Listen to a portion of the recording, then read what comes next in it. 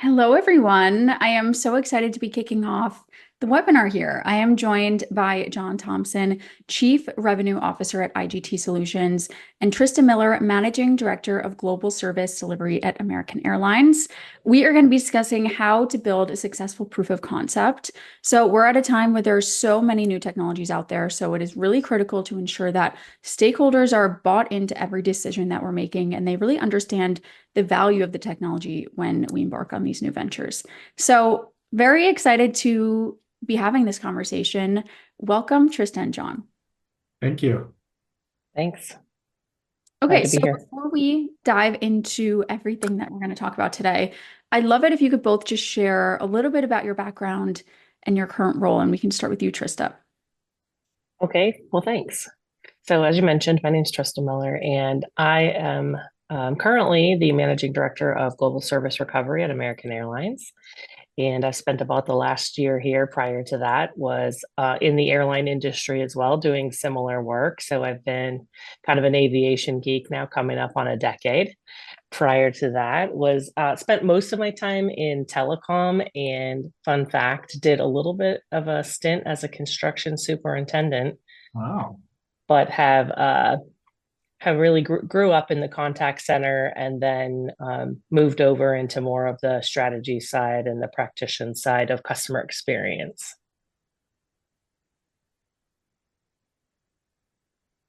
John, if you wouldn't mind sharing a little bit about yourself and your background as well. Yeah, Trista, I loved the fun fact there. That is amazing. I don't think I can top the fun fact, so I'll just keep it very short. But John Thompson, Chief Revenue Officer here at IGT. I've been in the CX space since 2007. And it's probably, the most passionate part of this journey, I would say, for me has been how do kind of watching this industry grow and evolve. And now, as we kind of sit on the cusp of great disruption in the CX industry, how that's going to continue to evolve. So it's never been a boring day since 2007. And I appreciate the opportunity to be here. Of course. I mean, I so agree. I think it's such an exciting time. But with all of this excitement, there's so much to do in terms of, like we're going to talk about today, building our strategy, building this proof of concept to ensure that we're all working in the right direction and we're making the right choices and decisions. So, yeah, I think it'll be a really great conversation. So I want to start off by discussing the importance of stakeholder confidence, because obviously this is such an important piece of the technology sourcing process, but it can be a challenge for so many leaders. So what is currently preventing leaders from building this confidence, Trista? Yeah, I think the biggest thing is fear of the unknown. So when you've got your stakeholders and they're the ones that are going to help you get a project to implementation, they've got to feel very confident that what they're signing up for is almost a sure thing, or near as they can tell, it's a sure thing. And that win-win mentality for your stakeholders in terms of better customer experience and creating a financial ROI for your company are what make projects a slam dunk. And so finding ways to address those kind of needs that may be stated or unstated, I think are ways that will help stakeholders gain that confidence and ultimately allow you to move forward with a project. Yeah, that's great. Yeah, I mean, I'll kind of add into that, which is we've kind of seen it on the provider side. The, the number of stakeholders or decision makers in these types of projects increase. It's not just one person making that decision. And especially when you're talking about high impact projects that may impact multiple vendors or multiple stakeholders within the organization, you do have to kind of get a consensus against that. And, from our lens, that means you have to spend more time kind of talking about what the risks are, the value, et cetera, into the organization because not everybody's going to have the same point of view. And so you have to be able to kind of get a consensus across the board.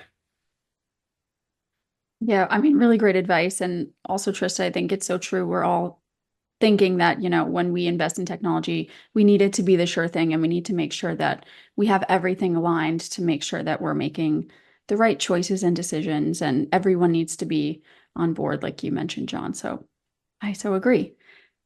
So all of this leads us to talk about the proof of concept because it can really help in this process. So it offers this deep dive into what the technology can bring to the table and how it will really fit into your operations. So, John, can you talk us through what this proof of concept should look like at a high level?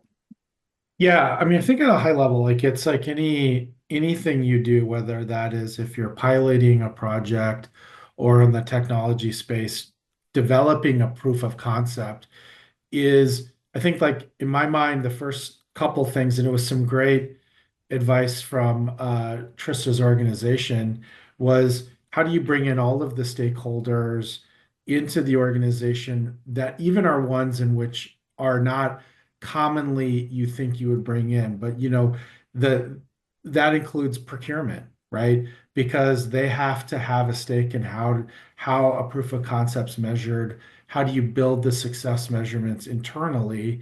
And then when you go out to potential providers, whether they are providers that you're already doing business with today or net news, people that you're not, working with today, you have to say, okay, here's what we're thinking about from a proof of concept. Here's how we're going to measure it.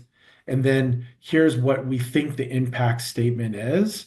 And then you're in a situation where then you can kind of solicit advice, I think, from probably step one is your current provider base because they are working with you. They understand the cadence of the business, likely the cadence of the customer, the end customer that may be interacting with this, or if there's going to be an impact to, say, like customer experience or agent training proficiencies or whatnot, they kind of have the data to understand that. And then you've kind of got the next step, which is if you're going to go outside, are you really setting up anybody who is coming in from the outside to be successful to respond? Because there's nothing worse than spending a lot of time building up an idea for a proof of concept, and then internally you have an idea of what that success is going to be, but then you don't enable somebody who's not ingrained into your business to put forth something that is a competitive concept. Otherwise, they're going to kind of build up on their own, and you may never get past go because you kind of end up with a little bit of Frankenstein's monster against it all. So you want to make sure that you're really kind of setting up your success parameters out of the gate. But I don't know, Trista, what your thoughts are against that. Yeah, I echo that having the success parameters are really important. And I think measuring, even if you've defined what your KPIs should be for this proof of concept, I think you should continue to monitor and measure your other standard metrics as well. Sometimes when you're doing a proof of concept, you don't know what you don't know. That's why you're doing a proof of concept in some cases. And so it's really important to have um, good data tracking in place so that you can see the things that you've hypothesized about. But often, when you're doing a proof of concept, you may find that an unintended consequence, in a good way, is going to pop up in the data if you've got it in place to be able to measure those things. And I'd also say, from a client side or practitioner side, the other really important thing is don't try to change too many variables at once. I think that's the beauty and some of the greatness that comes with running a proof of concept is that you can pick kind of this narrow sliver in which to test and learn. And I like to think of it, as this crawl, walk, run approach. And so the proof of concept allows you to kind of crawl, see what's happening, iterate, and because it's small, you can do some of those. You can move more quickly than you can when you're at scale, oftentimes. Yep, I would agree with that. Definitely. So I want to dig a little bit deeper. You guys gave us kind of a high level look at what we should be thinking about for a proof of concept. But Trista, what are some of those non-negotiables of a successful proof of concept? And what are, you mentioned some, but what are some of the most important components? Yeah, and we did touch on that just briefly, but I think some of the non-negotiables are having a clear purpose for what you're trying to accomplish with this proof of concept and keeping yourself on mission.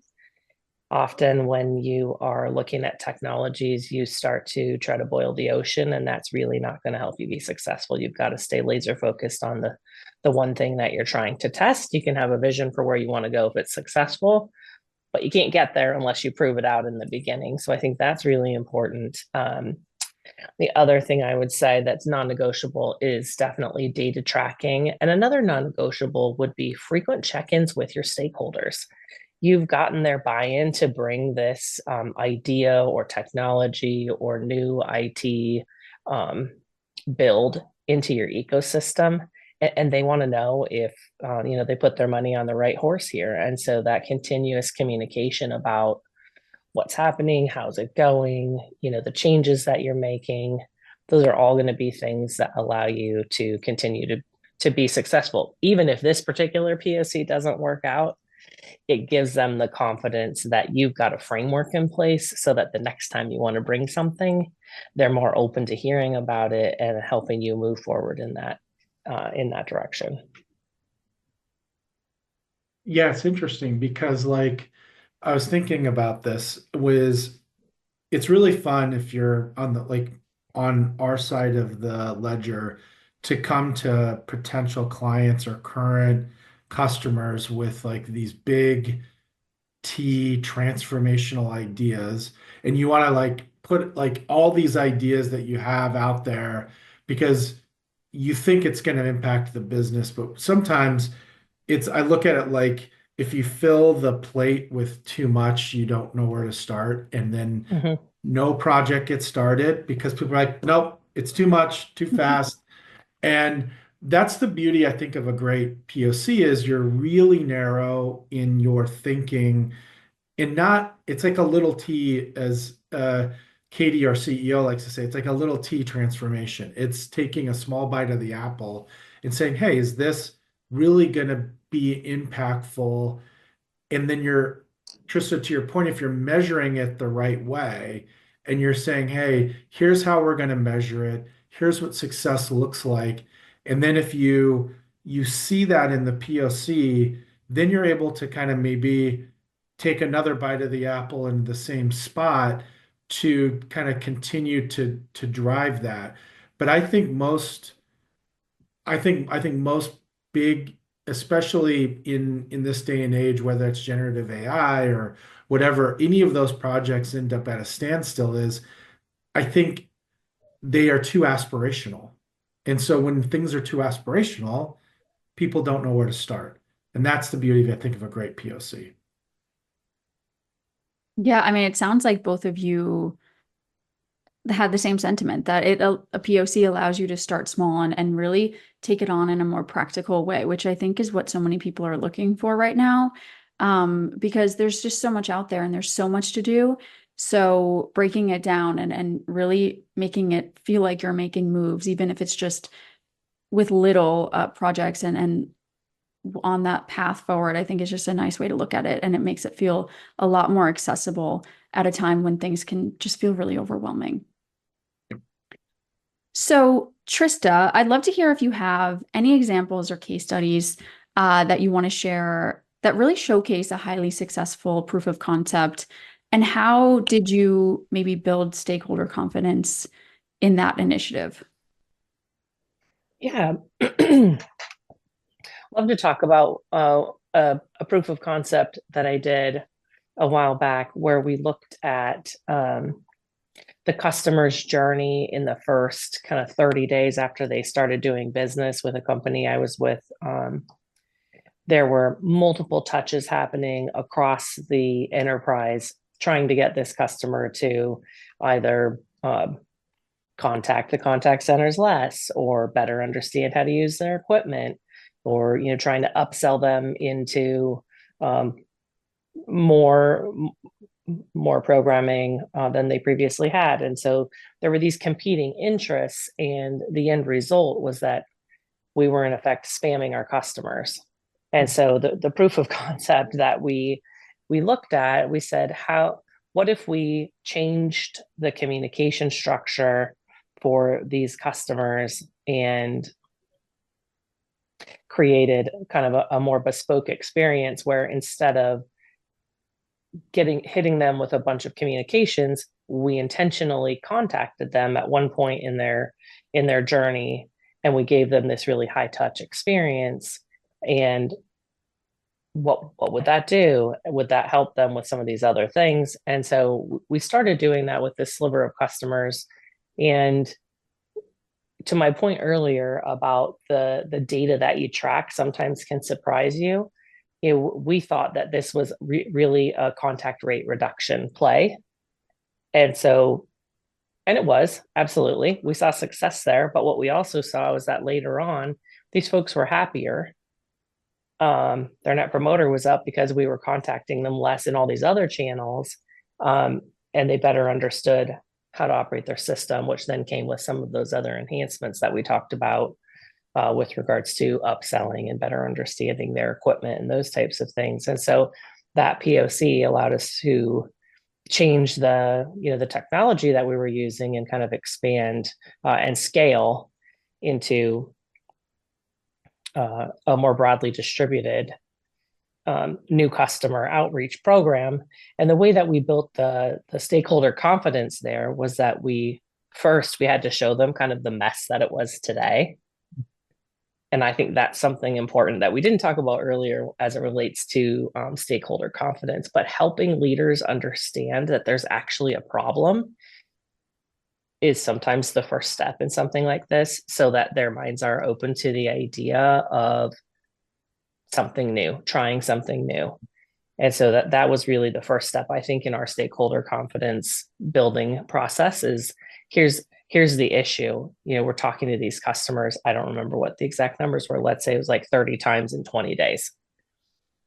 Horrible. Yeah. Horrible.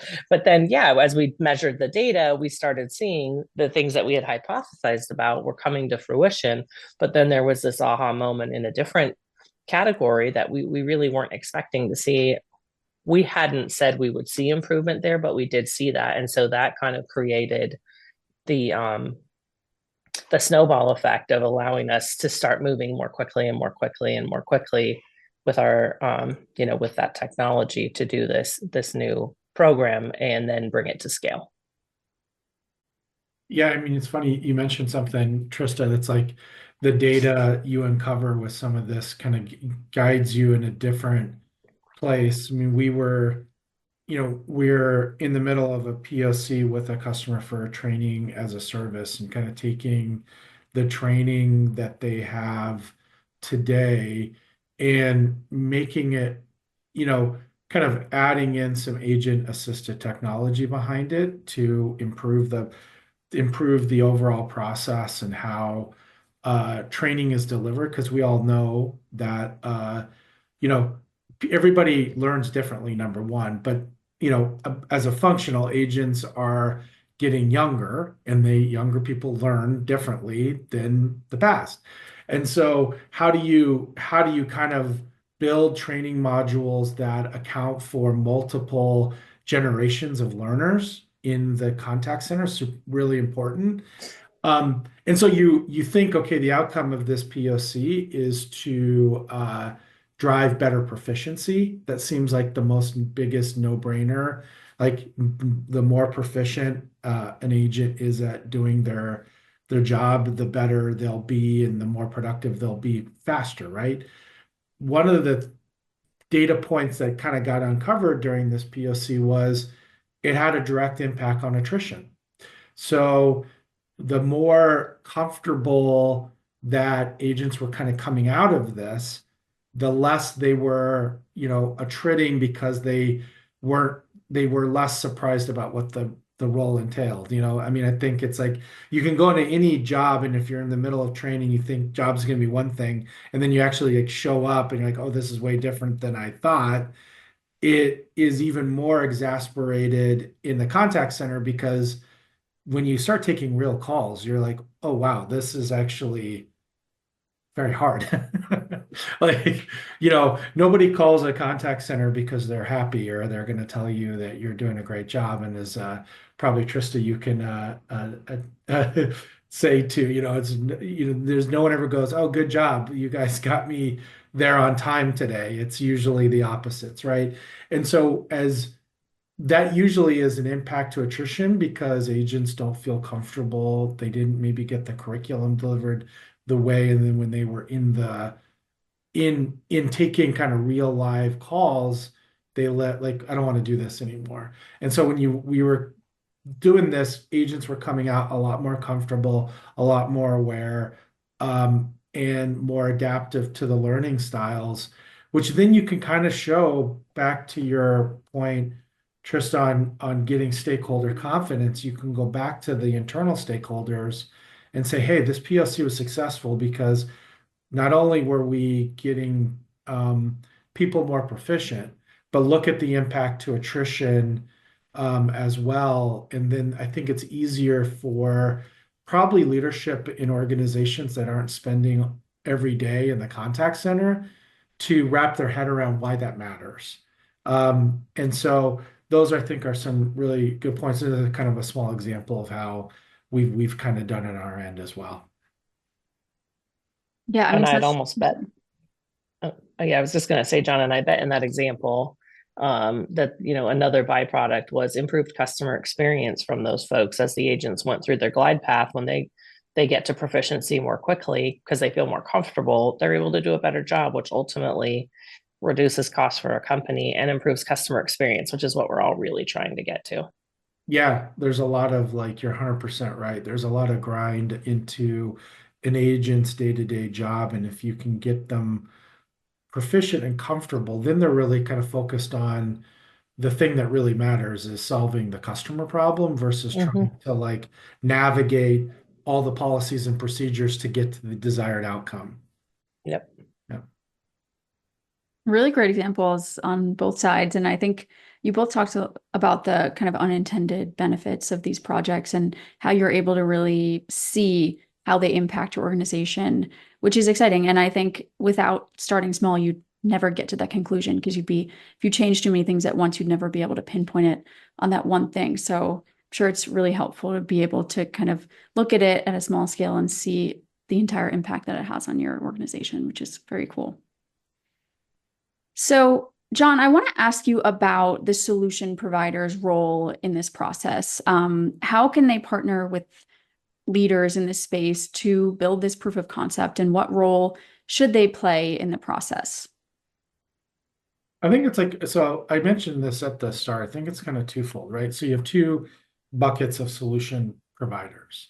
You have ones that are like currently operating in the client's ecosystem, and then you have ones that are not, right? And so I think if you are in the client ecosystem, whether you're a technology provider and that's the basis of your organization, or if you're a solution provider like IGT is, I think you play the same role, which is you should have enough data points at your fingertips to, I think, help lead the way to make sure that how the outcomes are being measured are in line with how the data kind of flows through.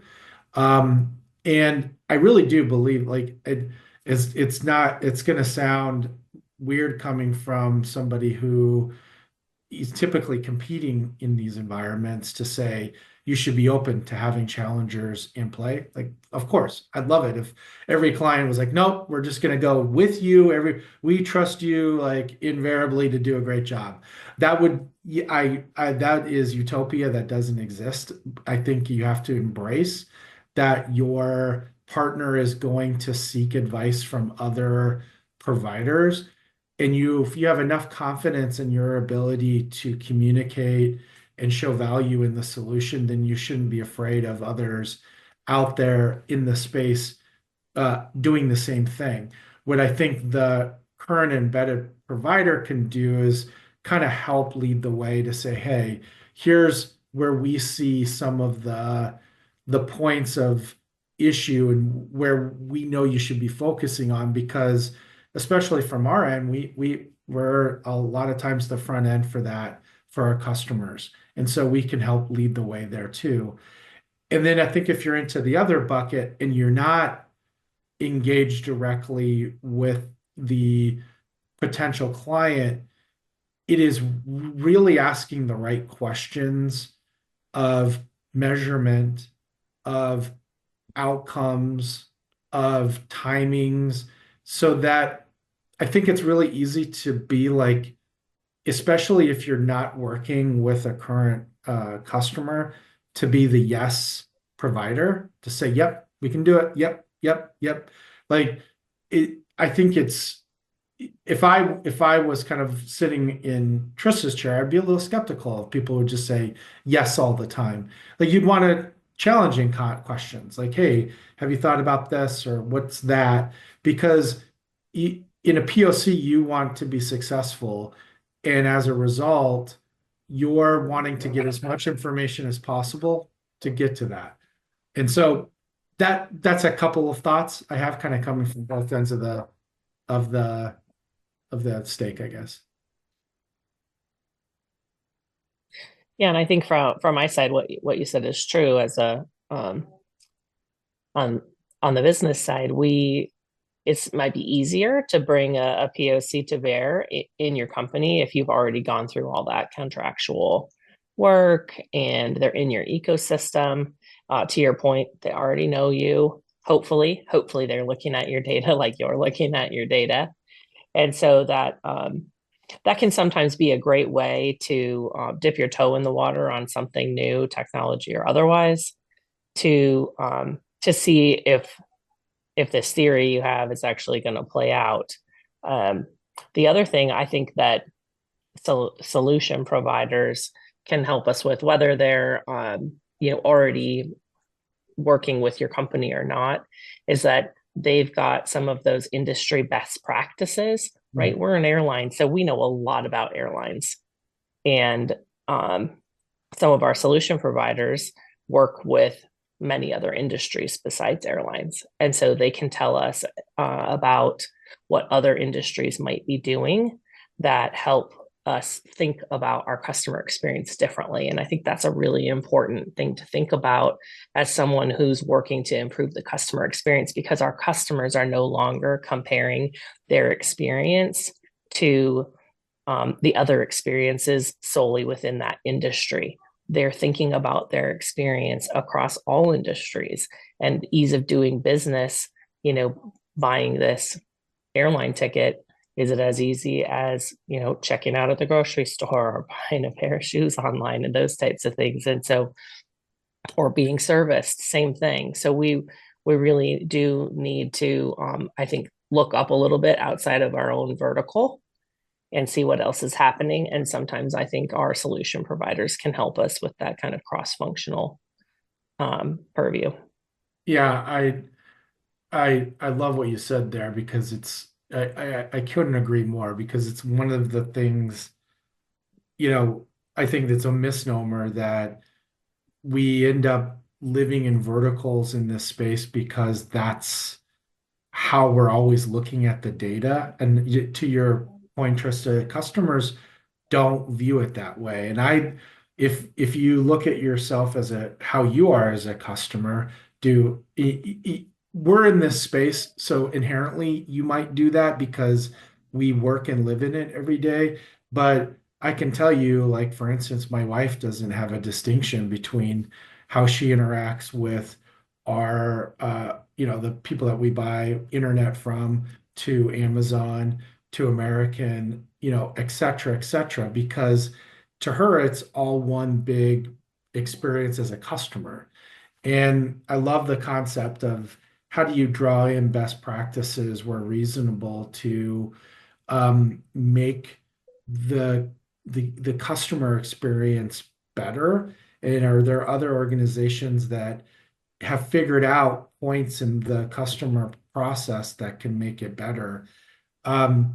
Another thing I was thinking about, Trista, when you were speaking, which is I is if you're a current, like if you're a current provider to the client, you could be more proactive too to come up with POCs. If you find areas that you think, hey, this can make the business better, writing and proposing a business, a proof of concept to say, hey, here's where we see some breakpoints and we've be able to fix this with a client over here. Let us give you a suggestion. I mean, Trista, I love your thoughts, but the worst thing that you're going to say is no, or that doesn't work, or it's not a top priority. But at least you're coming to bear with ideas along the way, not waiting for the customer to consistently pitch to you what they're talking about. You can help drive that as well, I think. Yeah, I would agree that we we often refer to our providers as partners, Yeah. and that really embodies that sense of the word partnership. You've got, unique access to data for the companies for whom you serve.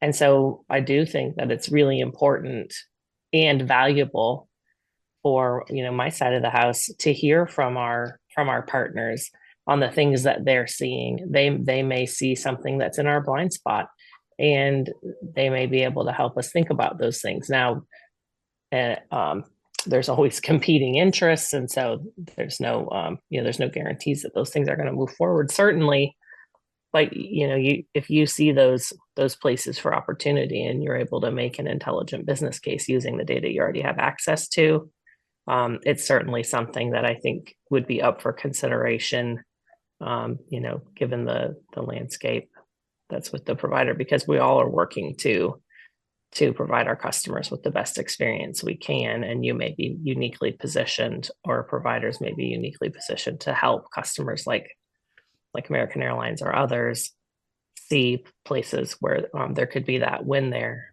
and roll out a proof of concept. Yeah. Definitely. So we talked at a high level about what a proof of concept should look like, but I want to end off here with some practical next steps. So from both of your perspectives, where should leaders start when they're building a proof of concept, and what can they really expect in terms of next steps here as we end this conversation? Yeah, I can jump in and start with thinking about proof of concepts and where you want to start building. You've got to find the metrics that are going to be measured in order to show success. And so really, sometimes starting a proof of concept means starting at the end. What are the outcomes you're intending to impact, and what do you expect to see? And then kind of mapping backwards into the proof of concept you want to build. So I think the metrics management is really important, and getting that clear, crisp problem statement out there, laying out what is the landscape of the situation today that you're intending to impact, so that you can clearly help your stakeholders understand, here's the problem, here's the thing that we want to try, and here's what we expect if this proof of concept is successful. And then you can kind of tease out at scale, here's what this would actually look like. But I think keeping it kind of narrowed in to the small subset of variables that you're going to be working to change is an important thing, so that you don't end up in a place where the change is so large or the magnitude is so great that it's tough for folks to wrap their minds around that. I'd say those are some of the key things. And then communication is key. Lots of conversations with your stakeholder groups, so that they can embrace this idea and this change. And and this is really really a practical note, but I think an important one, talking to the kind of I'd call it the from the top down and from the bottom up, right? So you've got to get this kind of grassroots momentum going of, here's what we want to do, and it's going to be so exciting. So that's kind of bubbling up through your organization. And then you've also got to have those stakeholder conversations. Here's what we're thinking, here's how we're going to to tackle this, this tiny sliver. And if it works, then we'll go here, here, here, but let's just focus here for now. So that you get kind of that momentum building in both directions. I think that can be really helpful in pushing a proof of concept forward. And then frequent check-ins along the way.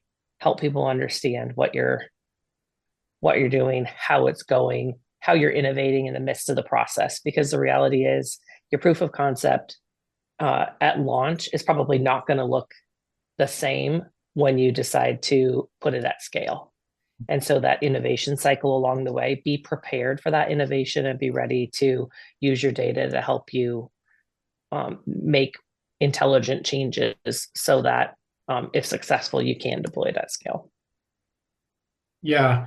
I mean, it's interesting because I would agree. It's like in my mind goes I'm coming at it more from if you are already working with a partner is have you had really detailed discussions with all the stakeholders? Are they properly mapped on what the expectation is? Because the expectation maybe from the business team is different than the procurement team and versus maybe the IT leadership or legal. There's lots of stakeholders. And Privacy. yeah, privacy, like everything. And because along the way, there's invariably going to be somebody who's going to say, oh, you can't do that, or can't have access to that, or there's something that's going to be the break, and you have to be able to be really aligned with all of the stakeholders.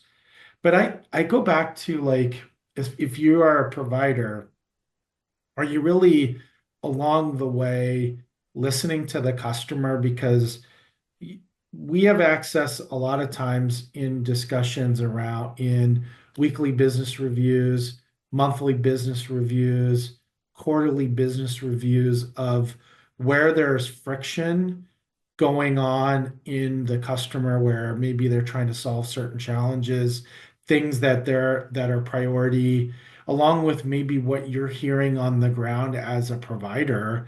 Then you can come with, I think, a solution that going back to one of the things I was talking about at the start, which is it's really fun to show up with like aspirational, transformational business ideas, and they look fun on a C-level desk to say, look at all these things. And there's consultants that make very good money selling aspirations. I think the real driver and purpose of a POC is to eliminate aspirational and make it operational.